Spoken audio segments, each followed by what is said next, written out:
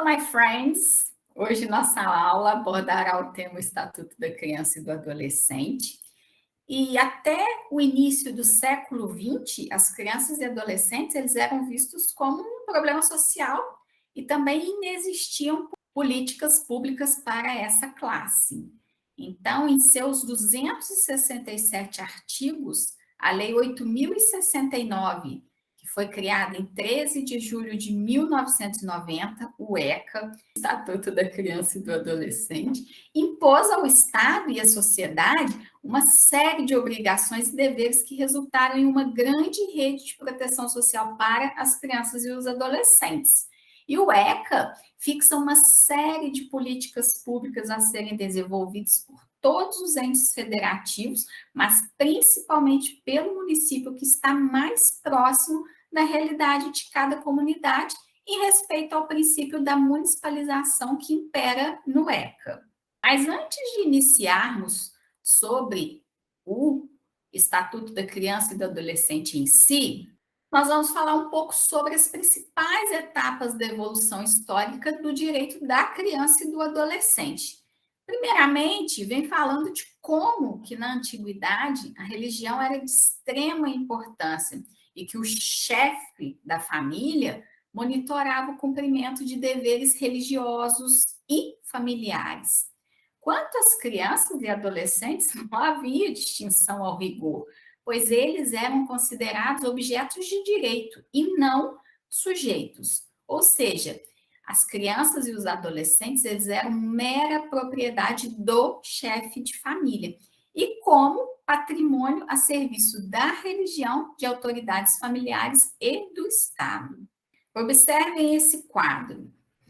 Para os gregos, né, somente eram mantidas vivas as crianças fortes e saudáveis, para vocês verem como que a criança não tinha a importância que nós vimos hoje em dia. Espartanos, as crianças eram consideradas patrimônios do Estado que ficavam sob responsabilidade de um tribunal do Estado para serem preparadas para a guerra.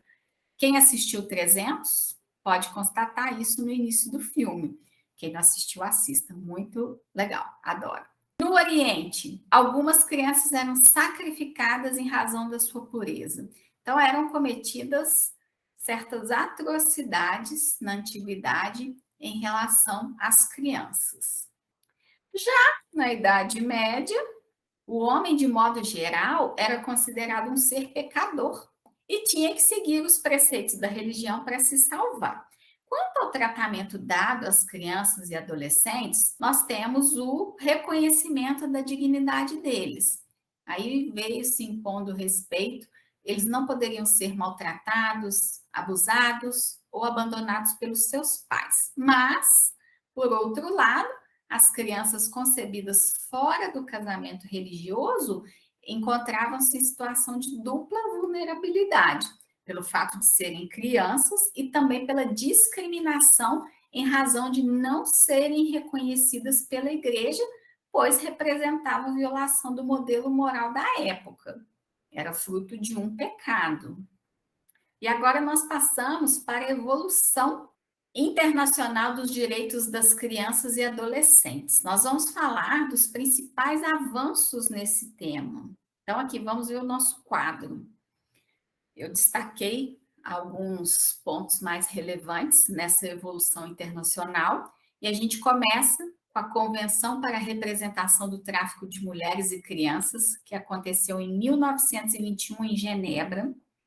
Depois, a Declaração de Genebra, propriamente dita, que foi aprovada em 1924 e pela primeira vez fez referência aos direitos das crianças. A Unicef foi criada em 1943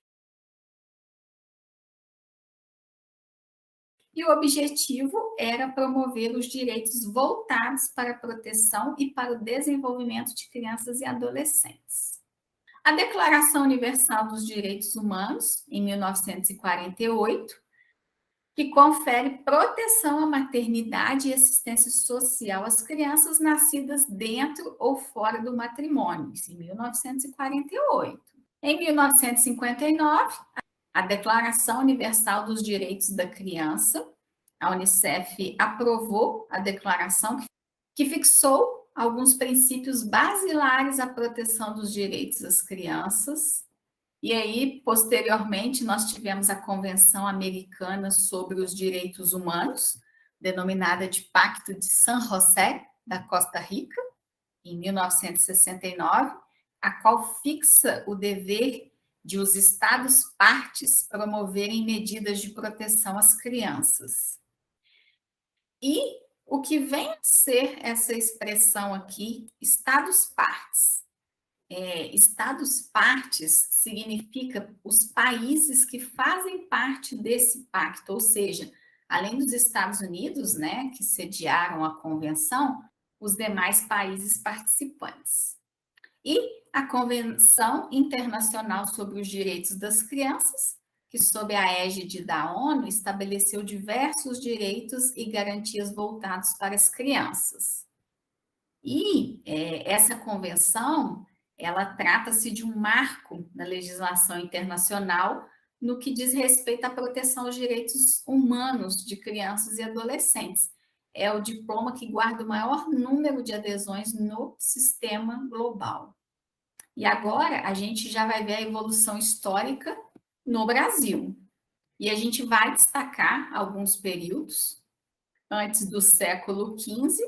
Essa fase ela é marcada, prestem atenção, essa fase ela é marcada como de absoluta indiferença. Vale dizer que sem a existência de normas jurídicas ou mesmo práticas comunitárias específicas para a proteção das crianças e adolescentes, esses eram considerados objeto de direito e não sujeitos, como eu mencionei anteriormente. Já no século XVI e XIX, eu destaco aqui a preocupação com os infratores, com a aplicação de penas severas e cruéis e a imputabilidade a partir dos 7 anos de idade. O que significa imputabilidade?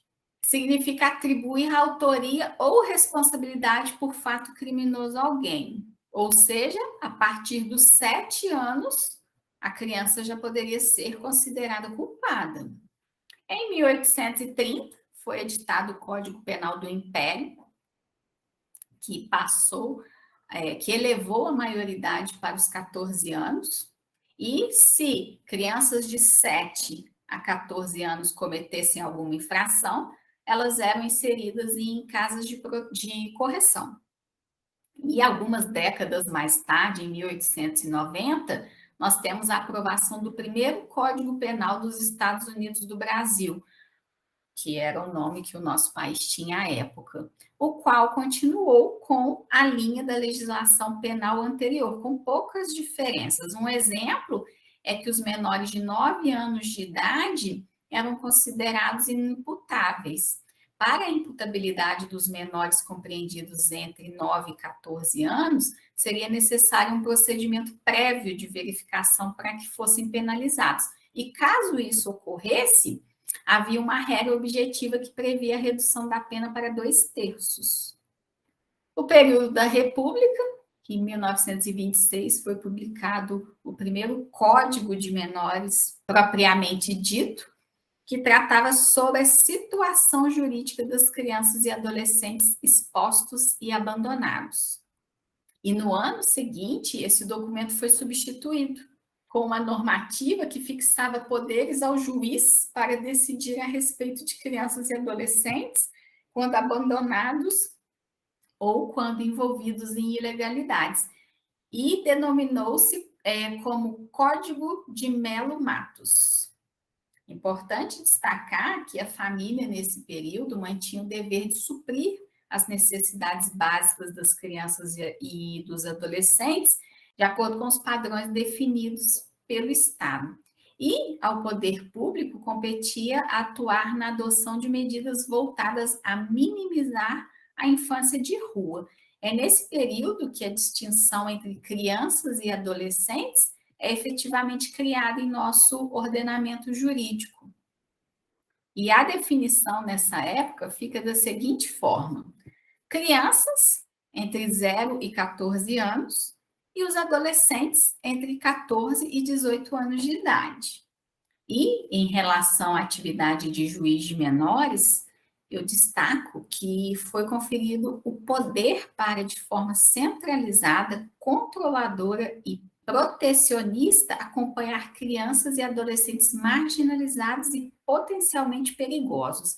Esse conceito discriminatório de visão unilateral, ele se manteve até a edição do atual Estatuto da Criança e do Adolescente em 1990. Essa fase aqui, marcada pelo Código de Mello-Matos, é considerada como a fase da mera imputação penal, pois a norma visava apenas a punição de condutas praticadas pelas crianças e pelos adolescentes. Eu vou mostrar para vocês 2 exemplos de manchetes de jornais à época. Um jornal aqui de 1926 e o outro de 1927. Então, são recortes do jornal, a nitidez não é 100%, mas é para vocês terem a noção, né? Aí aqui fala de um menor condenado por ladrão, em que uma criança é condenada a 6 meses de prisão com trabalhos, o menor Apolinário pelo crime de furto e ainda por ter sido encontrado em poder do mesmo instrumentos próprios para roubar.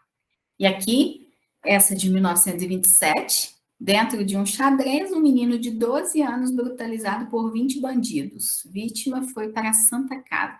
Esse garoto, conhecido como Bernardino, ele foi preso porque ele era engraxate e ao engraxar o sapato de um homem, ele se recusou a pagar e o garoto jogou graxa no senhor. E levaram a criança presa, né, de 12 anos.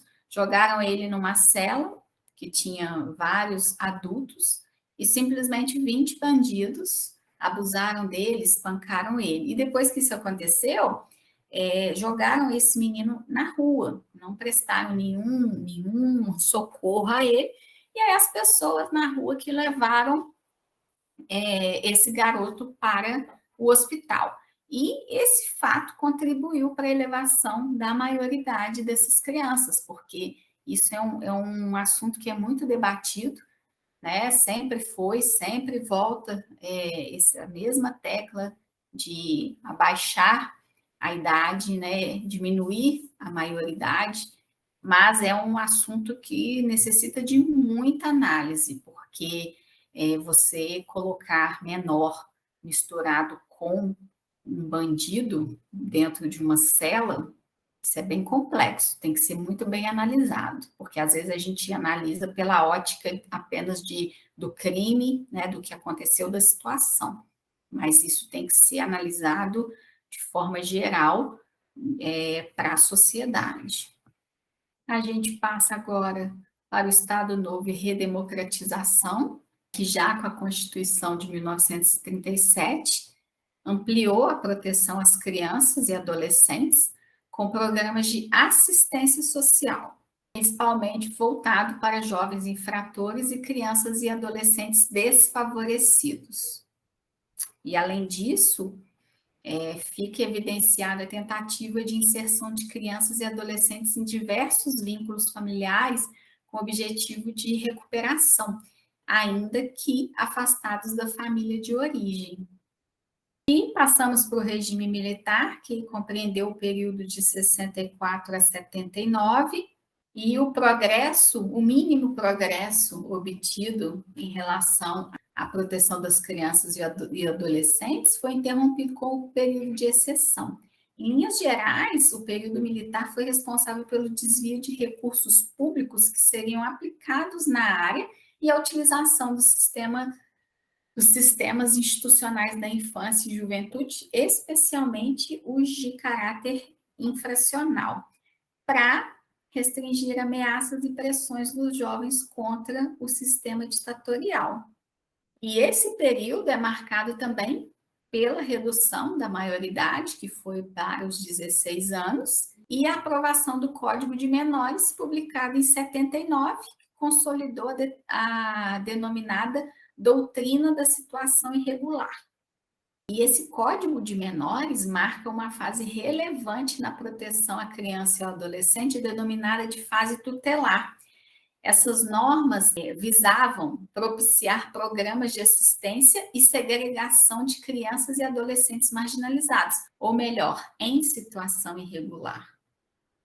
A década de 80 e 90 é o período que vai até a promulgação da Constituição em 88 e do Estatuto da Criança e do Adolescente.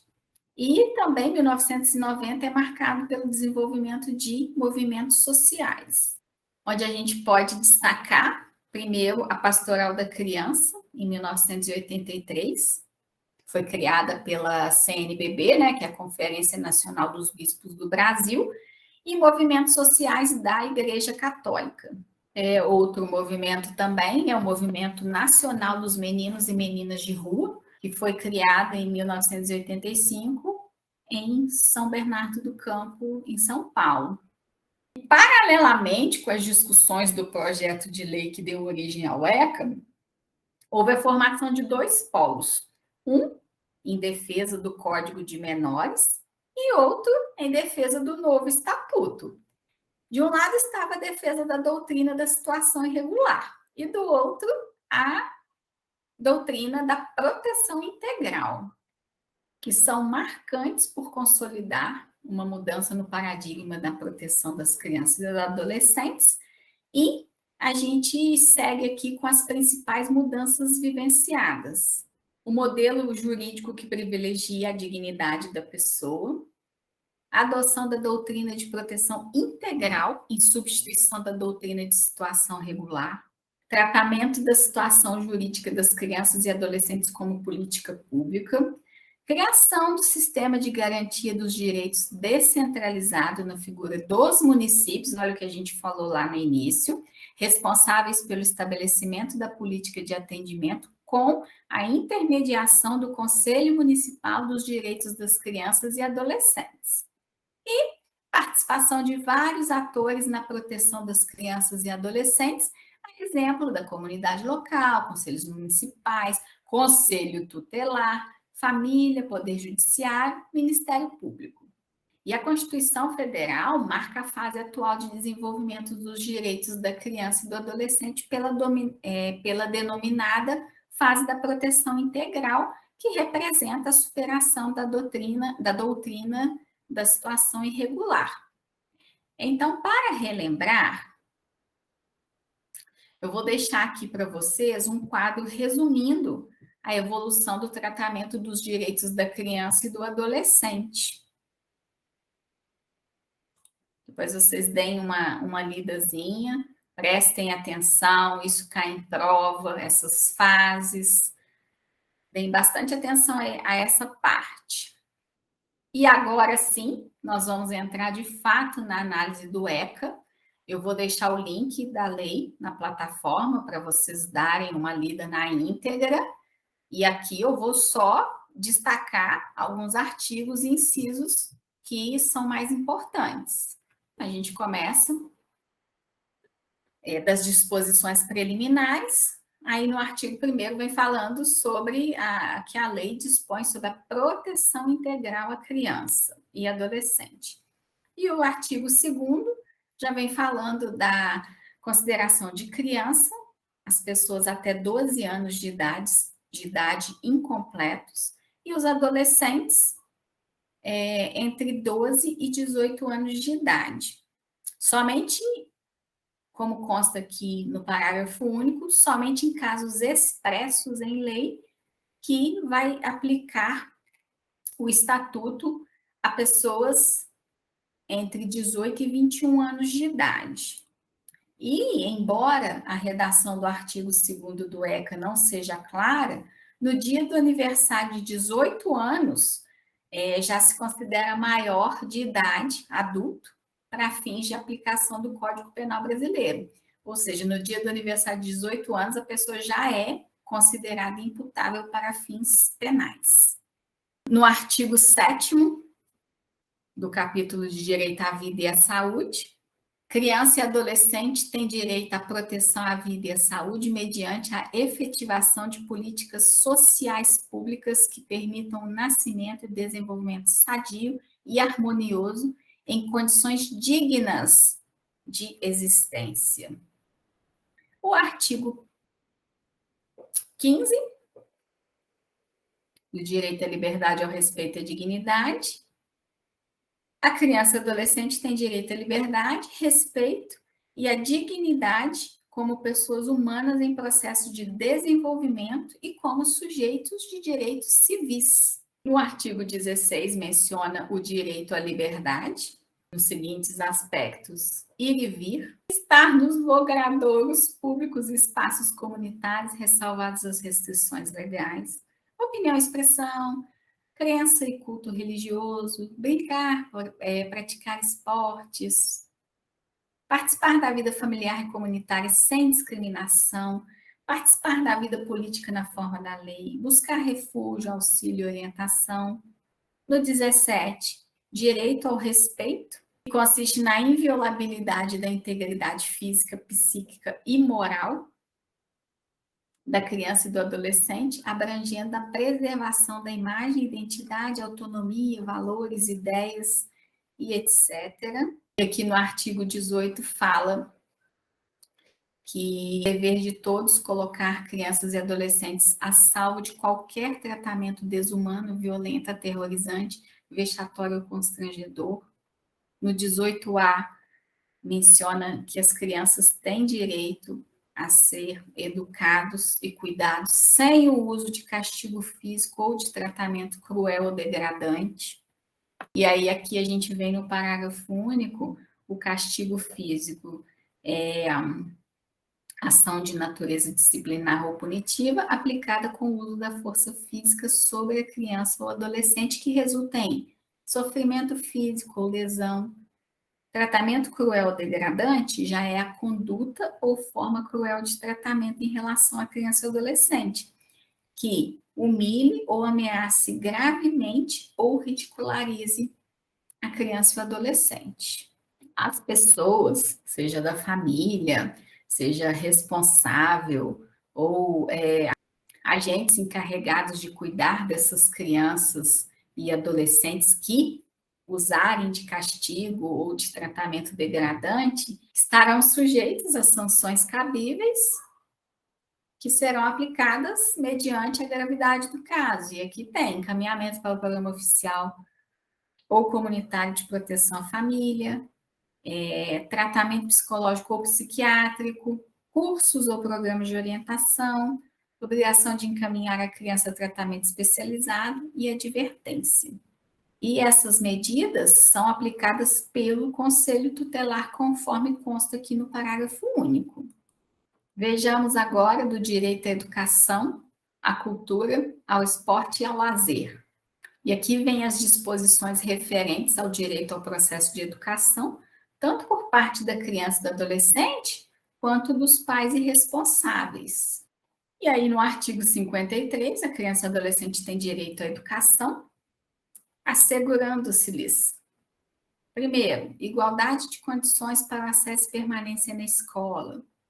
2, direito de ser respeitado por seus educadores. 3, direito de contestar critérios avaliativos, podendo recorrer às instâncias escolares superiores. 4, direito de organização e participação em entidades estudantis. 5, acesso à escola pública e gratuita próxima de sua residência. E também a garantia de que irmãos frequentem a mesma escola, dentro das etapas compatíveis, obviamente. E já no artigo 55, vem falando que os pais ou responsável têm a obrigação de matricular os seus filhos na rede regular de ensino. E aí, já aos dirigentes de estabelecimentos de ensino, eles comunicarão ao Conselho Tutelar casos de maus tratos, reiteração de faltas injustificadas e evasão escolar, e, terceiro, elevados níveis de repetência. Essa questão da escola comunicar as faltas injustificáveis, existe um documento que chama FICAI, que você, diretor, gestor da escola, faz o preenchimento e encaminha para o Conselho Tutelar. Ora, eu estou no Estado há quase 6 anos. De todas as solicitações de verificação de crianças com faltas excessivas injustificáveis, eu acho que até hoje, de tudo que já foi enviado, um caso foi verificado, os demais não. Então, quando a gente liga para o Conselho Tutelar, como né, a nossa cidade é um pouquinho maior, eles alegam que não tem viatura para ir, ou que não tem pessoal disponível. Então, assim, é uma luta. Nós temos a obrigação de fazer a verificação, sim, mas pode fazer a comunicação, sim, mas se essa verificação vai ser efetivamente realizada, aí já vai do período, já vai dar sorte, o que é um absurdo, porque consta no próprio ECA que tem que ser feito esse procedimento e tem que ser verificado, até mesmo porque normalmente esse tipo de criança, ele vive em situação de risco, né, numa comunidade mais afastada, numa comunidade mais violenta, mas é bem complexo. Há pouco tempo eu também fiz uma denúncia de uma ex-aluna, nem era nossa aluna mais, mas mediante o que eu vi no Facebook, essa menina era minha amiga lá, né? Da época de quando ela era nossa aluna, e assim, ela com 12 anos estava causando, né? Droga, álcool, é, nossa, muitos problemas. Eu fui no Conselho Tutelar, né, fazer uma denúncia. Eu já sabia que o Conselho Tutelar supostamente já acompanhava o caso dela, acompanhava daquele jeito. E quando eu cheguei lá para fazer a denúncia, com as fotos, né, com os vídeos, era uma tragédia. A conselheira simplesmente falou que o caso dela já estava no Ministério Público e que eles iam só acrescentar o que eu havia denunciado e que tinha que aguardar. Vai aguardar até quando? Até essa garota ficar já adolescente? Enfim, é muito complexo. A questão do conselho tutelar, do funcionamento, tinha que ser revisto, tinha que ser mais efetivo. Eu não sei como que o conselho tutelar é na cidade de vocês, mas aqui em Barbacena, né, não criticando, mas deixa um pouquinho a desejar. Aqui no artigo 58, menciona que no processo educacional deverão ser respeitados os valores culturais, artísticos e históricos próprios do contexto dessa criança e do adolescente, garantindo a liberdade de criação e acesso à fonte de cultura. E aqui, esse artigo fala da questão da responsabilidade maior do município. O artigo 59, os municípios, com o apoio dos estados e da União, estimularão e facilitarão a destinação de recursos e espaços para programações culturais, esportivas e de lazer voltadas para a infância e a juventude.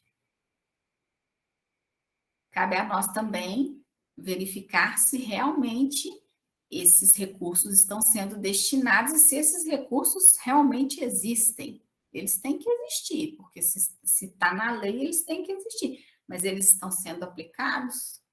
É nosso dever de cidadão também verificar, tá? Então é isso o nosso resumo de hoje. Leia o material com atenção, leia o estatuto, é importante, nós temos que saber tudo que está descrito lá, porque nós temos que ter conhecimento da lei para a gente utilizar essa lei a nosso favor e em auxílio às crianças também, que na maioria das vezes são desamparadas, ok? Então, um forte abraço para vocês e estou à disposição para dúvidas.